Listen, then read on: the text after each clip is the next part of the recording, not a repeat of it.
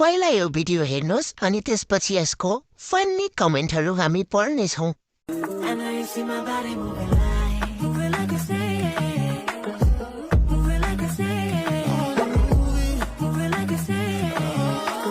ल सुरु गरौँ।